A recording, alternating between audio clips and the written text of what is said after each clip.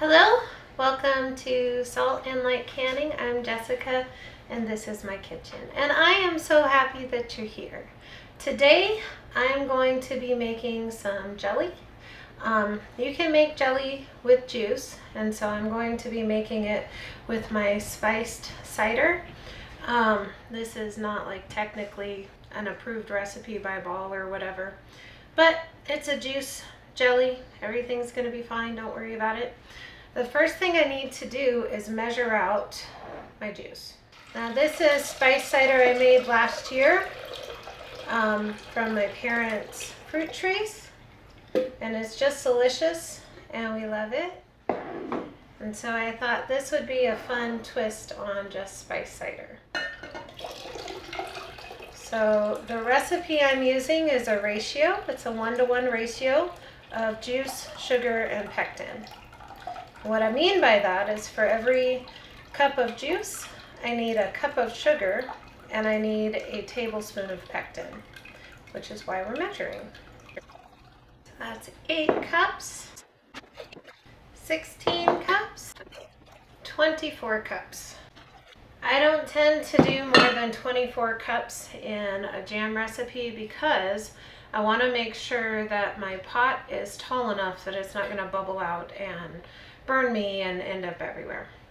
And to this I'm going to add half a cup of lemon juice, and I'm going to get this on the stove to come to a rolling boil. So I'll be right back. So I have my juice on the stove and it's heating up. I need to bring it to a rolling boil before I do anything else. Jam goes really quickly, so you're not going to want to walk away. Like, don't walk away from your jam. Bad things happen and you end up with a huge mess. So just don't do it. When you're making jam, make sure you're spending dedicated time with your jam, okay? So I'm going to let this come to a rolling boil. I'm going to stir it. Important when you're making jam or jelly, use a long spoon. This keeps your hand away from the product inside the pot. It's probably the best thing I can tell you about making jam or jelly. Just keep your hand away from the product so you don't burn yourself, because once we pour the sugar in and it starts to heat up again, it is going to be like hot as lava and you don't want to burn yourself. But we're going to bring this to a rolling boil, and then I will add my pectin. I buy pectin in bulk. Check out my Amazon link below. Also in the description box you're going to find a link to my Etsy shop where you can buy lots of really cool merchandise, so check that out too. It really helps to support me. But anyway, I'm going to get this juice to a rolling boil and then we'll start adding our pectin and our sugar. So my juice is almost where I need it to be. When making jam or jelly, you're going to want your product to come up to a rolling boil that you can't stir down. And then you're going to want it to maintain that boil for about a minute, 2 minutes. So we've started to kind of boil, but I can still stir it down. So once we get to a boil where I can't stir it down, we'll know that I'll be ready to time for the next step. Just be patient. If you skip this step and you don't let your product boil, your jam is not going to set, or your jelly is not going to set. I guess technically this is jelly because I don't have chunky bits of fruit, but it won't set if you don't let it come to a full boil. Okay, we're boiling now, and I'm going to stir, but we're going to let it boil for at least a minute, and I just watch my kitchen clock. If you need to set a timer, please set a timer. I'm going to carefully whisk in my pectin. I want to make sure I don't have any lumps. Now I need it to come back to a boil that I can't stir down for at least a minute.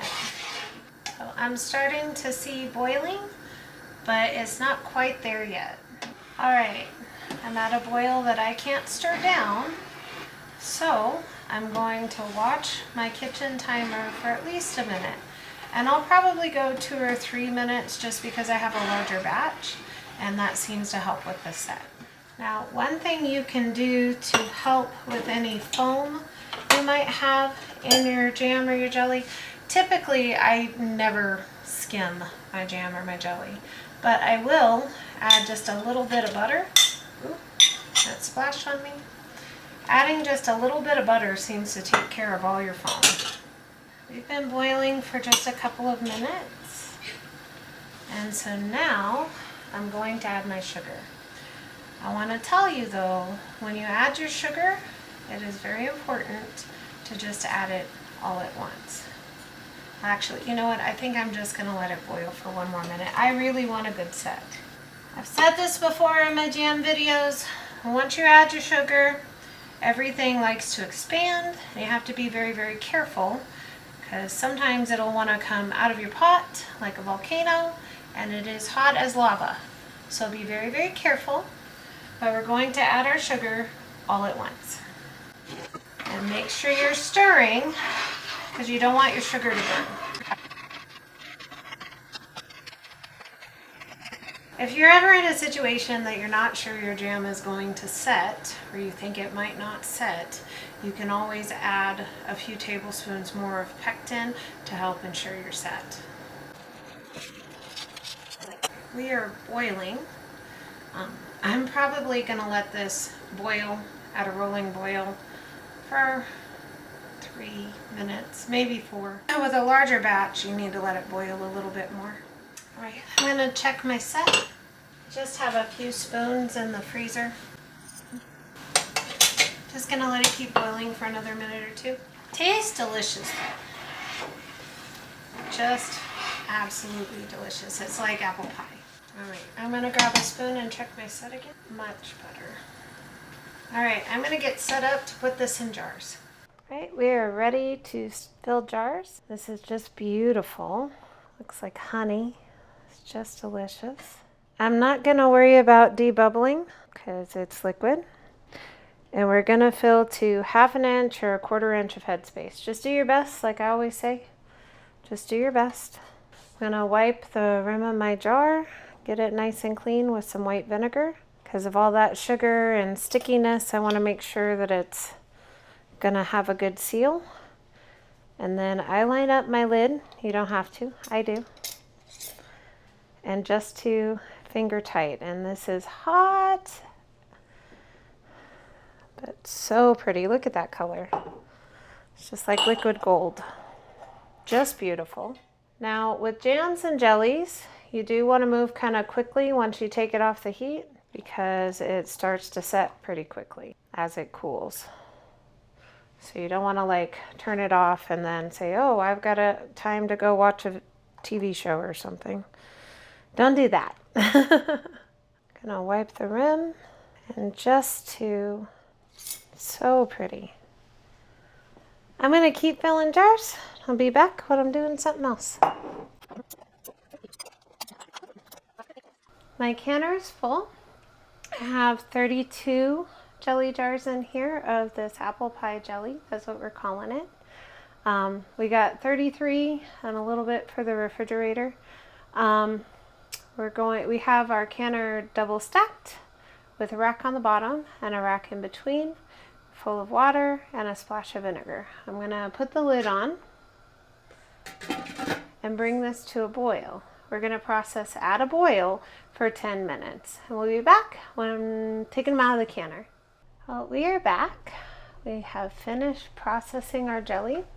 And I turned the stove off and I've taken the lid off and I've let everything just kind of sit for a couple of minutes and I'm ready to take them out.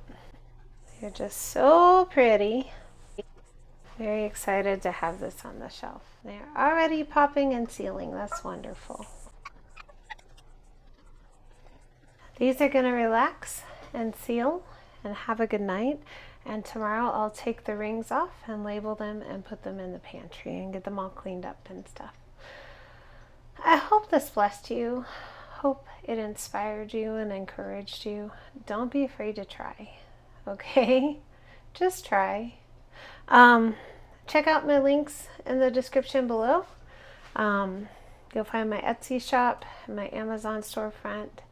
It really helps me when you purchase or even just share the link. I really appreciate it. Be so blessed. Know that you're loved. And be a blessing to someone else. I'll see you in the next video.